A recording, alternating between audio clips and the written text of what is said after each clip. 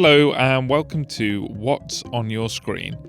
I'm Matt Watts, and this week I've been greatly enjoying videos of middle-aged and elderly Russian folks reacting with great emotion and enthusiasm when gigantic inflatable characters make surprise entrances at their birthday parties.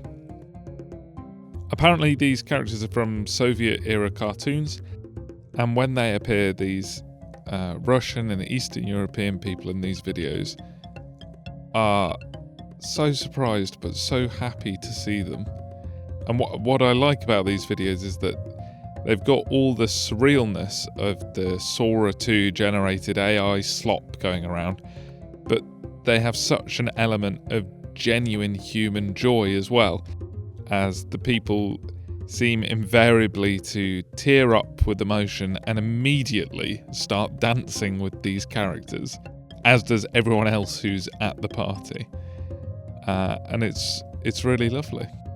But you might not have a clue what I'm talking about, and that's the whole point of the show. We all see completely different things when we gaze into the depths of the internet. And if, like me, you live in the UK, what you see online is now more restricted thanks to the Online Safety Act coming into force this summer. And this week's guest knows quite a lot about that act and the various factors that precipitated it.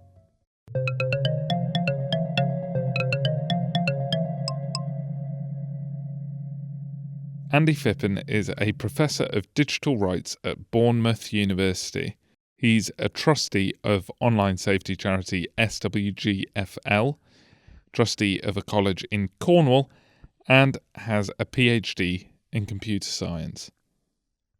I was interested to know, considering how much of his professional life is spent scrutinising the online world, what his relationship with the internet is like.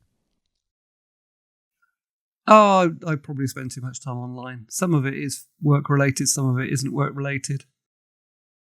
Some of it is because TV now is so bad that I end up scrolling through YouTube because I can't watch Celebrity Traitors or whatever else. I find most dramas so slow moving now it's depressing. Although Alien Earth was good, I'll give them that one. So yeah, I probably spend too much time on it, but I'll be down a Warhammer rabbit hole, going, oh yeah, I remember that one from the 80s. But when not offending half of the British public with his opinions on the traitors, he spent the last 20 years doing research on online harms and other online phenomena. After 15 odd years, I thought, well, you're not going to change anything for the better, so probably best to not get stressed about that.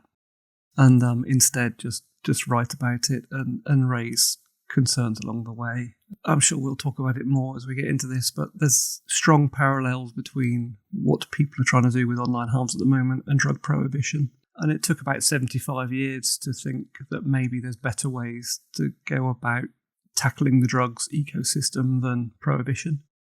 And we're about 25 years into online harm. So, maybe when I'm sat in a rocking chair after retirement, I can at least go, yeah, I wrote all them books about this 25 years ago. You didn't read them. That's an understandably nihilistic view of it. I think the problem with the current political scene, and I should say it's probably been like it for 15 years anyway, is that if you come back with, yes, this is actually quite complex, they go, that's not going to get me on BBC Breakfast sofa, is it? I was watching Breakfast News this morning, and there's a report that's come out, and they said that someone set up a child's account on TikTok, and do you know, within a few days, they were being shown sexually explicit and pornographic material on TikTok. And you get to a point when you've been doing it for as long as I have, where you go, okay, and what are you hoping to achieve? Because what they didn't say within this report, and I haven't read the report yet, but what I'm sure would be in the report. At no point did anyone go, oh, this seems inappropriate for a child, I'm going to report it to TikTok. Instead, they just keep on going down the rabbit hole and keep on going, this is terrible.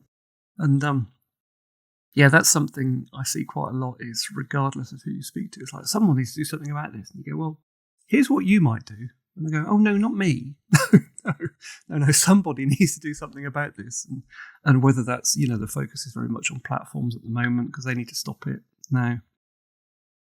I know TikTok are quite conservative. If you report stuff, they take it down, sometimes on the side of being excessive in their takedowns. But the idea that everyone sat around expecting AI to detect all this content and stop it from happening without some form of intervention is the thing that I find most interesting. And I think at the moment as well, because there's an awful lot of discussion around smartphones are causing damage to children's mental health and things, it's kind of go, no. What's probably causing more damage to children's mental health is the fact that mental health support services are like in the gutter. Where I live, I think a child has to have tried to make 2 attempts on their life before they'll get a mental health referral. I double-checked with Andy after our interview about this. Obviously, having to have made 2 attempts on your own life is not listed as the conditions for a referral in the official guidance given by the Child and Adolescent Mental Health Services. But Andy said that the safeguarding lead on a case he was involved with told him that that's how difficult it actually is to get a referral. But a politician coming out and going, this is really complex and we need to invest in mental health services and we need to improve education in schools and that requires us to train up a load of teachers and we need to leave young people with very clear routes for disclosure so when they disclose they are confident they're going to get help and support. It's far more complex than, this is terrible, TikTok needs to stop this, or we should take away their, or we should block them in this country or something. It's all performance. So it sounds like there's a combination of buck passing and oversimplifying the problem. Yes. So where do you think the buck should stop, and where do we need to get more nuanced?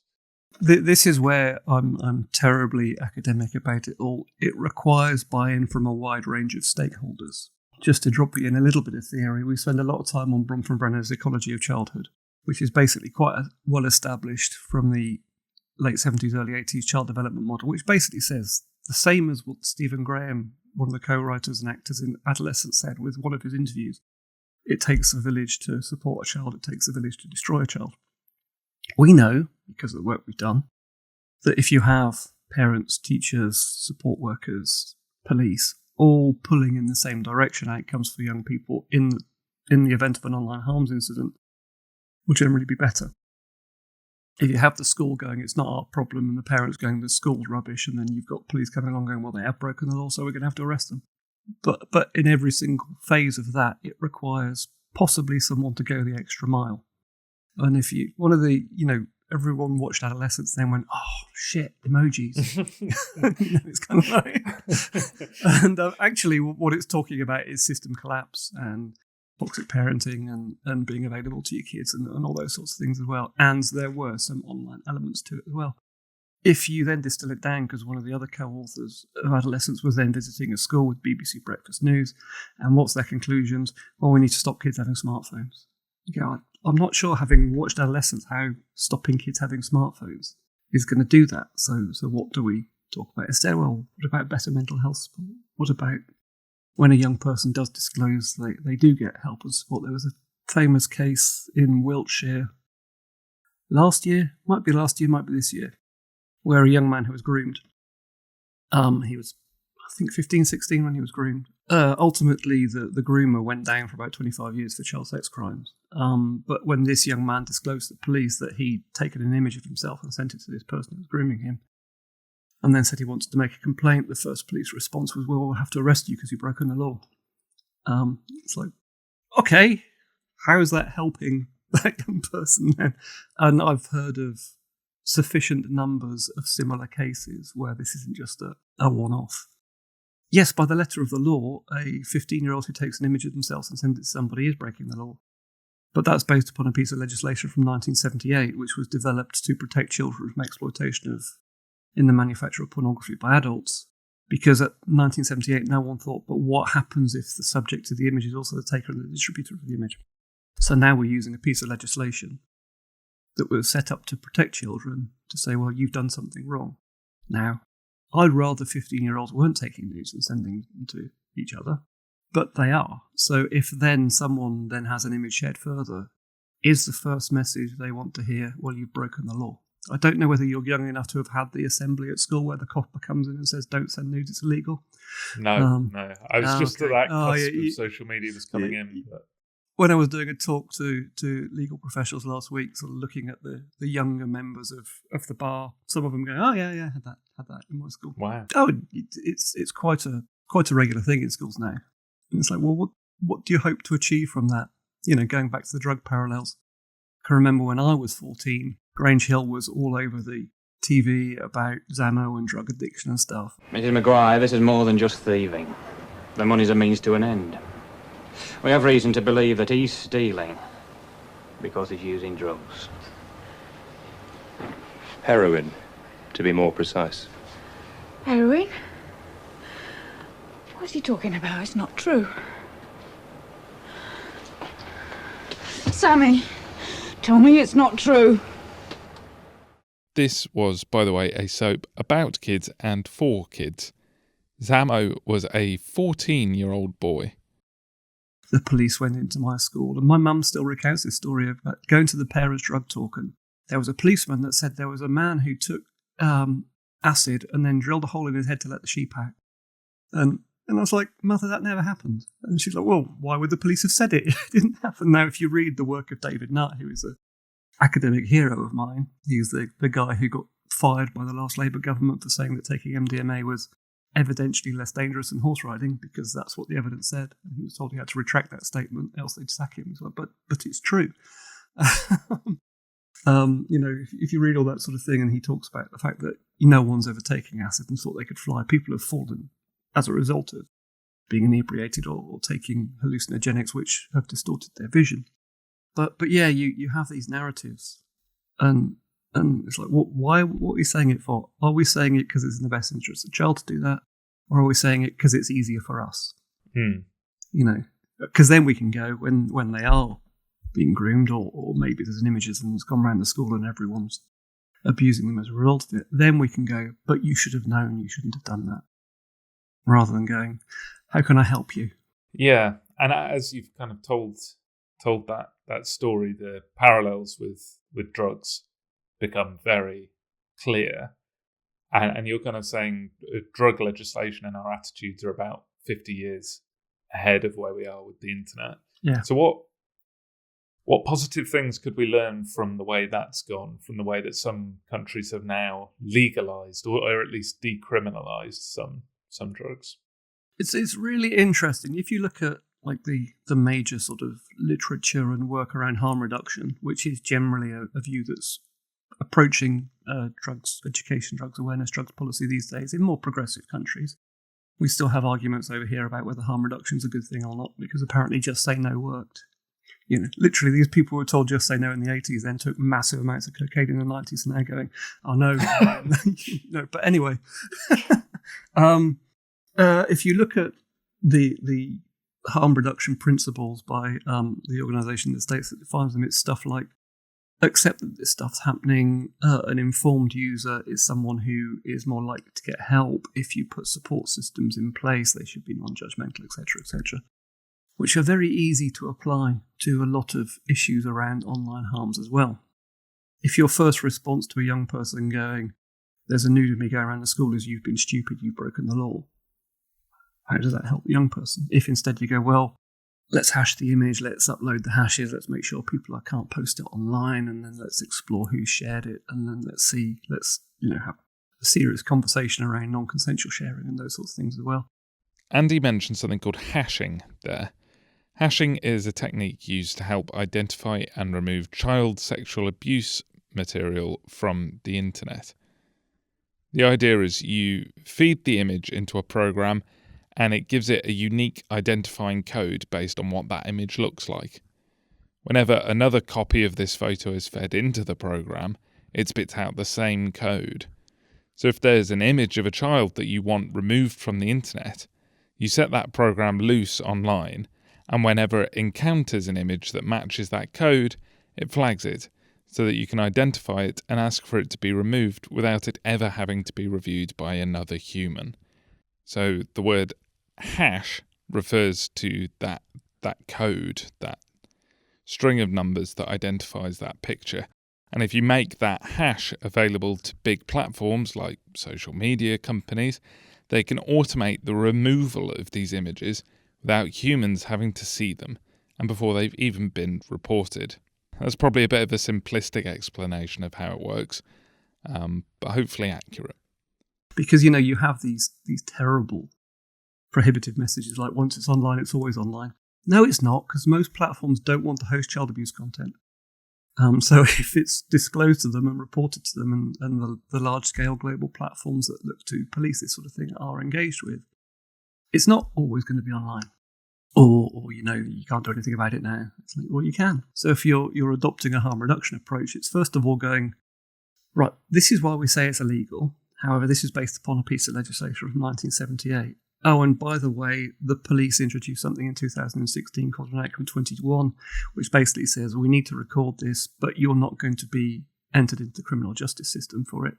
However, it will still remain on your record in the case of something like an advanced DBS check or something. By the way, there's educational diversions as well now, but that doesn't fit in a 10-minute assembly. So instead, let's get a copper in and go, don't send nudes, it's illegal, which makes vulnerable children more vulnerable. So, I'm at peace with that one, I think. In that, it used to really, really frustrate me. But it's kind of like, well, all you can do is keep on saying there's a better way of doing it. Representing youth voice, I've spent the best part of my job is always spending time sat with young people, talking to them about online harms or whatever. We're doing a conference in Cornwall at the end of October. Well, we've got a video of young people talking about the positives about using digital technology. And it's so weird hearing people talk about the positives, because that doesn't get you on the breakfast sofa and that doesn't get you in the press and things. So instead it's like, this is terrible and someone needs to do something about this. And, when the age assurance stuff came in around access to adult content and things, the political theatre that exploded as a result of that, because people like Farage came out and said, well, they just use VPNs to get around it. Which I wrote a book in 2018 that said, yeah, they can just use VPNs to get around it. And then the government response is, Jimmy Savile would have used a VPN. We have people out there who are extreme pornographers, peddling hate, peddling violence. Nigel Farage is on their side. Make no mistake about it, if people like Jimmy Savile were alive today, he'll be perpetrating his crimes online. And Nigel Farage is saying that he's on their side. You just kind of go, how is that helping anybody? Because I really don't want young people to access pornography, but to say we've stopped it, rather than going, it's made it more difficult, but now we still need to do better education around it. Because if you look at the relationships and sex education guidance on this sort of thing, it's basically tell them not to look at it because it's illegal or it's bad, or all those sorts of things going, rather than scaffolding it around good progressive sex education as well, which should also be part of the harm reduction approach. I'm kind of interested in, because you said that the best part of the work is talking to the young people themselves. How difficult is it to get them to be candid and honest with you about what's going on with their internet usage? You wouldn't believe how open they are if you don't sit there and go, oh, that's really bad. Really? Yes. Someone once told me I had disclosure face because people told me stuff. I don't think I've got disclosure face. I just think that when someone asks me a question, I answer that question, regardless of whether it's a bit icky or not. Someone I work with, she's female, she's a youth worker for the last 20 years. She will get asked, have you got an OnlyFans channel? By some young men. And she'll just go, no. Not, you shouldn't ask that, that's disgraceful.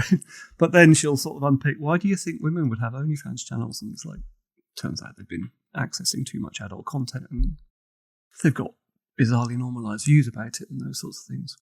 But she's brilliant because she'll just go, of course not. Most women don't. But you'll have an alternative narrative, which is they're not allowed to talk about OnlyFans. So, well, why not?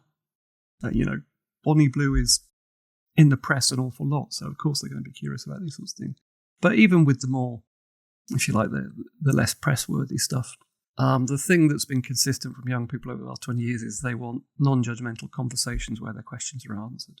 That's all I do. I remember once sitting in a room with some young people in a school, and the head teacher said, can I sit on it? said, well, it might make them go cold for a bit, but as long as you don't freak out or anything. And she said after, because we were supposed to go on for 45 minutes, we went on for well over an hour, right into lunch break, because the young people were going, no, this is good. We'll continue with this. And she said after it, God, I learned so much by listening to them. It's just like, you spend 8 hours a day in a big building full of these young people. It shouldn't take a stranger to come in and go, let's just listen and see what they say. So I think probably the most valuable thing isn't speaking to young people, it's listening to young people and allowing them to be listened to. Because if you explore, as I have, the entire build-up to the Online Safety Act, all the consultations, all the discussions and things, not a single young person was spoken to. Really? That is shocking. No. There's lots of people who are saying, I've spoken to young people and this is what they think and that, but not a single young person in any of the official consultations or anything. So yeah, no, it is. There was a debate a while ago in Westminster. It made some press about whether we should have smartphone bans. And it started off by this politician going, well, I asked my children this morning what they thought of this ban, and what do you think they said? And everyone went, no. And he went, oh, yes, that's true. It was no. Well, of course they'd say that, wouldn't they? Well, listen to why they might have said that rather than just going, well, of course you would. It was a really little interesting snapshot of why this policy stuff doesn't generally work very well. Because it's a constant cycle of prohibition and prohibition and prohibition. And the solution to VPNs is, well, maybe we should put age assurance on VPNs. That's literally been a discussion that's happened. It's like, so in order to avoid the bypassing of age assurance, you're going to use age assurance to make sure that people can't use VPNs. But we already know that, yeah, it's wonderful. So, I mean, I hear the very obvious frustration, understandably, with politicians and their approach to this. But I think it was about 9 years ago, though, you did contribute to a parliamentary inquiry. Yeah. I sometimes see videos of this stuff going on in the States, and it's farcical how little their senators know about the technology they're trying to regulate. How different is that here? What does it feel like to be in there giving this contribution? Not as bad as some of the Senate hearings I've seen in the States. I don't know if you saw the one where the guy from TikTok's being asked if he's a member of the Chinese Communist Party, and he goes, I'm Singaporean. Like, answer the question. It's like, I can't be a member of the Chinese Communist Party. I'm Singaporean. You said today, as you often say, that you live in Singapore. Of what nation are you a citizen? Singapore. Are you a citizen of any other nation? No, Senator. Have you ever applied for Chinese citizenship? Senator, I served my nation in Singapore. No, I did not. Do you have a Singaporean passport? Yes, and I served my military for two and a half years in Singapore. Do you have any other passports from any other nations? No, Senator. Your wife is an American citizen. Your children are American citizens. That's correct. Have you ever applied for American citizenship? No, not yet. Okay. Have you ever been a member of the Chinese Communist Party? Senator, I'm Singaporean. No. Have you ever been associated or affiliated with the Chinese Communist Party?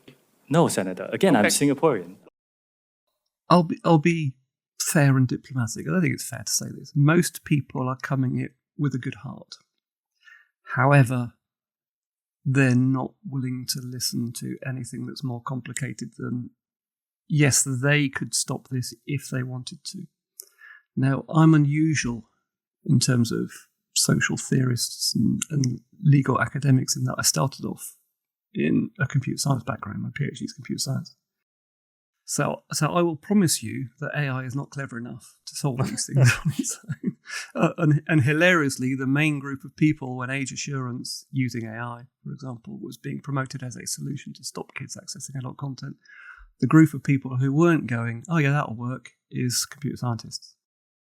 Because, you know how this stuff works and you know about the flaws in this stuff.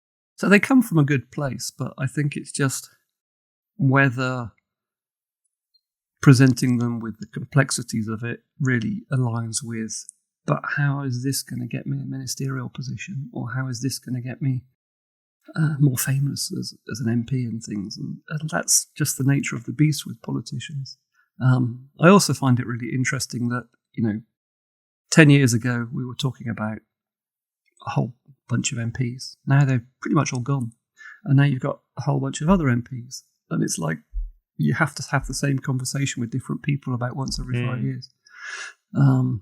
Which is one of the reasons why things don't really ever become more progressive, is because the same people aren't there. You know, Peter Kyle, who was the one that said about Jimmy Savile and VPNs, is now no longer Secretary of State for Digital Science and Technology. He's gone to housing, is it? I can't remember now. So you know, you have this constant churn as well. So unless they can do things quickly, which, I mean, one of the things I'm fond of using is if you think back to the satirical past and Yes Minister, there was something in that called the politician's syllogism or politician's logic, which is we must do something. Well, what about this? This is something. Yes, we must do that then, regardless of whether it's effective or whether, you know, it's like we need to be seen to be doing something. Well, what can we do short term? Well, we could shout at Meta. Yeah, let's shout at Meta.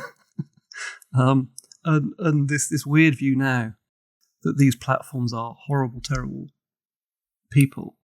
Now, there's lots more platforms could do. So I'm not saying platforms are, it's not like everyone's dancing around and giving each other flowers and things, but equally, these are platforms that these people are using every day of the week, and they're saying they're really bad, and the companies are really bad. You know, the debates around encryption, which we could do a whole other podcast on, because that happens in about 5-year cycles as well. Someone decides encryption's bad, even though we agree that privacy is a good thing. But you know, you look at those debates now, and you know these politicians are on WhatsApp groups discussing how bad encryption is. Is there anyone who you think's getting it right? Is there anyone in a kind of a public official who you go, we need more like that? At the moment, I'll be honest with you, it'll be difficult. I mean, the Lib Dems and the Greens generally have more progressive views on it, but they never get a chance to express those views. You know, certainly years ago, when the solution to all this stuff was home filtering, it was only the Lib Dems who were coming out and going, that's not really a good idea, and you know it's going to overblock, and you know it's going to prevent kids' access to sex education and those sorts of things. And yeah, the Greens seem to have a more progressive view because of freedom of expression and things like that as well. But I don't hear at all any politicians at the moment calling for more progressive relationship education, calling for better pastoral education. So if you were in charge, obviously I hear that there's harm reduction, there's kind of this everyone needs to take a portion of the responsibility. But if you had the power tomorrow, would you in some way regulate or legislate something about these platforms? Yeah, there's certainly more that could be done in terms of platform regulation, but it also needs to acknowledge that that's not the only gig in town. Okay. And if you're saying you should have stopped that content, well, nobody's reporting the content. And you go, well, you need to monitor and prevent people from seeing this content until you vetted it. It's like, well, that kills our business model. You know, and if you are going to say that, then that you're going to criticise the platform for not allowing people to see things, and because there's been a lot of debate in the past about whether platforms are forcing people down a particular political route or not. But yeah, they could take stuff down more quickly. I have lots of conversation with Revenge Porn Helpline and similar, where they're going, you know, if an abuser posts up this content onto one of these platforms, it should be enough to go, can you take that down, please? It shouldn't be, you know. And there are some platforms that are better than that than others. But there could be more that could do there. But the idea that the rest of us all sit around and go, how did they allow that to appear? How did they allow that to be posted? When nobody's going, oh, it's terrible, I'm going to report that. You know, in the old days on Twitter, when it was Twitter and before Elon took over, myself and a group of friends used to, you know, get racist accounts, blocks. You know, if 10 people report an account and say that's racist, they'll investigate it. But if we all sit there and go, oh no. You know, it's like the classic thing when you sort of go, well, you know, parents might have a role. Oh, it's too difficult for parents. You go, well, you know, I wouldn't have got my kid a bike at 8 and taken him up to the top of a hill and gone, I'm going down the pub now, mate. Let me know how you get on later. You know, you'd stand with them and you'd put stabilisers and things. So why would you go, here's his first smartphone, away you go. Don't bother me about it. But then the political arguments are then, oh, it's too difficult. Parents, they need the tools. It's like, well, and the platforms go, we're providing them tools, no one's using them. you've obviously, you're one of the few people who's actually gone and talked to the children and the young people. How do the head teachers react when they get a message from you saying, I want to come and talk to the kids about this? Generally it's at the invitation of the head teacher. Oh, really? Well, normally what happens is to say, can you come and do an assembly? And I go, I'll only do an assembly if I can do follow-up classes with. I mean, I don't do as much of it as I used to because, like I said, I mainly do sort of social theory and legal analysis these days. But generally, it's an invitation. Now, there are certainly some experiences there where I've discovered that they've got an Ofsted inspection due in a couple of weeks' time. And it's kind of like, they're just getting in the online safety guide to tick that box. But there are some, there's a couple of colleges I work with a great deal still who have adopted harm reduction approaches and do amazing pastoral support. One college I work with basically changed the way they do pastoral. It's a 16 to 18 college, so it only does A-levels and METEX. But rather than doing pastoral education in tutor time with tutors, they employed 8 pastoral specialists and said, right, you do all the pastoral stuff. Within 6 months of doing that, they had a tripling of disclosures to student services. And the first response, because I'm on the board of the college, was, oh my God. And then it's like, no, this is a good thing, because you're not telling me that 6 months ago these young people didn't have things they wanted to talk about. So we can see it works, but it requires a lot more effort. So yeah, but yeah, there have been a lot of people saying, can you come in? I've only ever had one parent complain, but that was a parent who was appalled to hear someone talk to year 9s and year 10s about teen sexting, because in their view, their daughters wouldn't do it, so they didn't need to hear about it. And as I did say in my response to the teacher who emailed me, how would that prevent their daughter receiving a dick pic, though? And the teacher sort of went, oh yeah, that's a good point, isn't it? It's not like they won't do it, therefore they won't be exposed to it. It's like they are growing up in a digital age. They will be exposed to it whether they go looking for it or not. And clearly they get an opportunity to open up and be a bit more honest about this stuff. And I feel like, as you've said, a lot of the media focuses on, we know those really awful harms. We know the horror stories. Mm-hmm. So when you were doing that research and talking to kids, was there something that you heard that was really unexpected, surprising, that you weren't prepared for? I think in the early days of doing it, it was the mundanity of it all that was the most surprising thing. When we first started doing work around teen sexting, as it was, it's like, you can't talk to kids about this. It's like, yeah, you're right, it's too much of a risk. But then when you got to the point where young people were asking questions, you'd go in and do something else and they'd ask questions about it. And then you go, oh, you know about this? Oh yeah, it happens all the time. It's like, well, why don't the staff here know about it? It's like, we wouldn't tell them. Well, why not? Because they'd freak out. The very first conversation I ever had with young people about this was about MSN Messenger. That's how long ago it was. Now that's my era. I remember MSN. This was 2006, 2007. And I said, what do you think adults might be worried about with MSN then?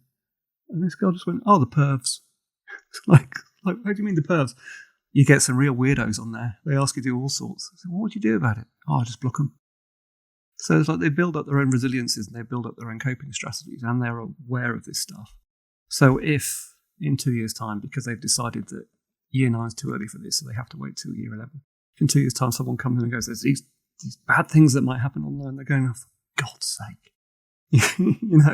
If you remember in 2021, Ofsted released a report into sexual harassment in schools. As a result of Everyone's Invited. So Everyone's Invited is a website where young people were anonymously disclosing issues of sexual harassment and sexual assault, things that they've experienced in schools. There were lots of examples of failure of adults around the young people to address their concerns. But ultimately ended up with about 50,000 disclosures. Now, as a result of that, Ofsted did an investigation in schools to see whether... It's kind of like you've got 50,000 disclosures. It's not like they made them up. But anyway, they did a report, and then they came out with the report going, oh yeah, this happens quite a lot. But after that report came out to say, oh yeah, this does seem to be going on quite a lot, both the Secretary of State for Education and the head of Ofsted both said they were shocked and appalled by this. It's like, well, why? Because there's been evidence of this going on for well over 10 years now. There was an investigation by the Women's and Equality Select Committee in 2016, which basically said the same things as this Ofsted report. So what it's suggesting to me is you're not on top of your brief if you're shocked and appalled by this. Because, going back to what I said earlier about, there's evidence there if you choose to look at it, but if you then decide that the evidence is too complex or something instead. At the time, again, it's called for better sex and relationship education. Well, that got massively stripped down with the most recent release of the relationship and sex education curriculum and guidance. So it went from about 60 pages to 20 pages. If you look at the online harms-related stuff, it's all stuff like you need to explain to young people that what they're doing is illegal. So yeah, it's one step forward, two steps back the whole time. But that's my world.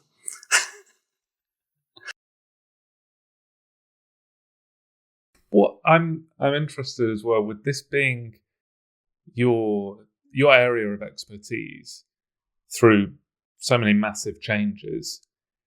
And you said you've got a son who's what? 22. Mid-20s? 22. Okay, right. Did other parents know that this was your speciality? And did they talk to you about it? Occasionally parents would. Because I've got a daughter who's 21 as well. Them and their friends would ask a lot about it. And again, I'd be sat around the kitchen table answering sometimes the most bizarre of questions, but, they got answered. What kind of questions? Oh, just stuff about, what about addiction? What about the content we're accessing? What are the real worries about accessing pornography and things? And does it encourage you to be more deviant and those sorts of, serious questions? But yeah, because once you get past the 10 minutes of bullshit and bluster and giggles, they will have some serious questions, or dating or social media and how many bots are there, and or going, oh, have you seen this? And you go, well, that's fake, don't you? It's like, is it? It's like, well, yeah. So, and then you end up exploring the capitalist business models of social media as well. So all sorts really, but yeah, parents will sometimes, but again, if you then go, how have you created an environment in your home where a young person can ask for help and support, rather than going, yeah, school should be doing something about this, because that's the easy answer to parents is the school should be doing something about it, or the government are bringing in new laws to make it illegal for platforms to allow this to happen, rather than going, you had a little bit of a excitableness around VR headsets a couple of years ago. Yeah, if you give your 12-year-old a VR headset and go and play with it in your room, I've got no interest in what you're doing. It's possible they're going to end up in some difficult situations, but if you're sat with them while they're using this technology and you're investigating how you block and report people with this in the same way you would if you were doing Xbox Live or something. So again, yeah, some would engage with it. One of my favourite conversations recently with a parent who's also an academic. I was sat in a university doing something just when the Let's Ban Smartphones for Kids debates came out. And I just went, oh, for God's sake. And they went, oh, that's a bit reductive, isn't it? But we need to do something. I can't get my daughter off her smartphone. It's like, well, how old is she? 16. It's like, and the only way you think you can manage your daughter's screen time is to tell her she can't use it because it's illegal. That seems like a problem, doesn't it? Because presumably you're paying the bill, yeah. But it's like someone needs to do something about this. Here's something you could do. No, I can't do that. Yeah. So, what is the thing in that situation? Well, I think again, it's kind of like going back to something like gaming. You'd hear parents saying, "Oh, I can't not let them play all these games because they'll get bullied if they don't." Now, I've had a conversation with gamers where it's like, "Well, I can't play GTA. And what do the rest of you think about that?" Well, it just shows their parents care, doesn't it? It seems perfectly reasonable to go, can you not be on your phone at 11 o'clock at night on a school day? That's not draconian parenting. That's a reasonable discussion to have. And why is that? Because we don't want to be tired in the morning, and you're not going to be missing out on much at 11 o'clock at night, are you? But good role modelling as well, because if you're saying you're not allowed on your phone at 11 o'clock at night and you're sat there at midnight watching TikToks, Often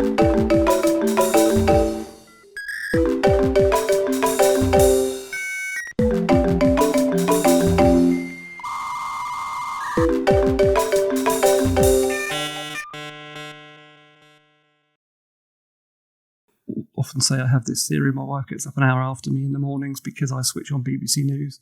There's a terrible online harm story. I shout at the TV and the cats wonder what I'm shouting about, and then she gets up and goes, "Oh, another online safety story." Like, yeah. So, but it's almost been quite cathartic since I realised that I'm not going to change the world, but instead I can talk about what the world is and why things are the way they are.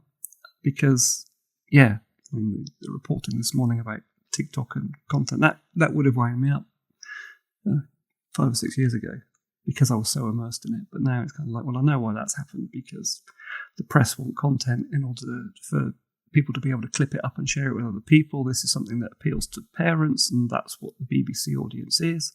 And you've got a charity who wants publicity and possibly funding as a result, saying this is bad.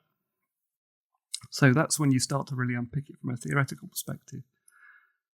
Ultimately, you only end up with neoliberalism and capitalism. It's like all these people are trying to make money, basically. I think I was perhaps wrong to say it. I think at the start of this, when you said that, I a bit glibly said that's quite a nihilistic view. Yeah. But your change in stance makes a lot of sense. It sounds like it's been good for you to just adjust your point of view on it. Is it purely an adjustment in point of view, or has that changed what you're actually doing as well? It's been a natural progression, because after 20 years of empirical work and having all the data, and I have academic colleagues, Jessica Ringrose at UCL springs to mind immediately, Emily Setti at Surrey, who are still very involved in trying to change things, and I see how annoyed they get. Yeah, you know, there is now, because I've written a lot, there is a considerable body of work. I do feel like if I'm still going in the same route I was going in, I could only ever say the same thing. You know, you can only say so often. Well, I spoke to another group of young people and they said they want better education. Or I spoke to a group of young people and they said that they feel really let down by the teachers who are supposedly caring for them and things. So to take a step back and I guess take a more objective position and try and understand it from a theoretical lens, it's probably something to do with managing my own well-being as well, but also what is reasonably achievable in the time left before I retire. And also, I guess, if you are supposedly taking an academic perspective on it, it's important to be objective rather than going, I've seen this viewpoint. There's only so many times you bash your head against the wall. You kind of go, actually, this hurts. Maybe I'll take a step back and try to understand why the wall never breaks down, which is kind of where I'm at the moment. But you know, I will still work with schools and colleges. Like I said, I'm a trustee at one college. They get a sticky online harm situation, they will happily drop me a line or pop in there, and it will help them to resolve it by taking this more pragmatic viewpoint and going, well, yes, this is something that's happened to one young person in your college. However, it also happens to lots of other young people, and also it happens to lots of adults as well. So, in some ways, it sounds like you've started modelling the behaviour you want to see elsewhere, of not looking at it all and going, I can change all this, but you're going, the small localised things, your own children, your own community, you can impact that. Yeah. No, there's been a couple of occasions where we, as a college, have definitely improved outcomes for a couple of young people who are in quite difficult situations, which is probably worth more than writing a book on it. And that's always something to remind yourself of.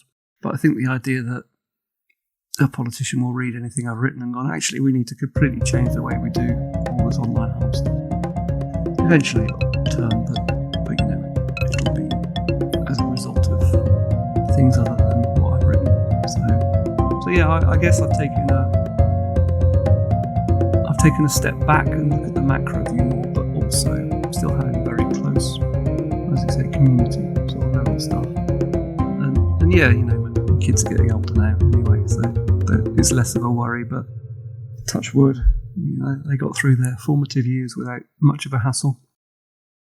And I think both of them are pretty resilient and pretty stoic. I think that's probably quite a good word. See, the route that I've taken in more recent time is it's more of a stoic thing, like, well, what can you control and what can you change, rather than trying to change everything and getting really, really angry that people aren't listening.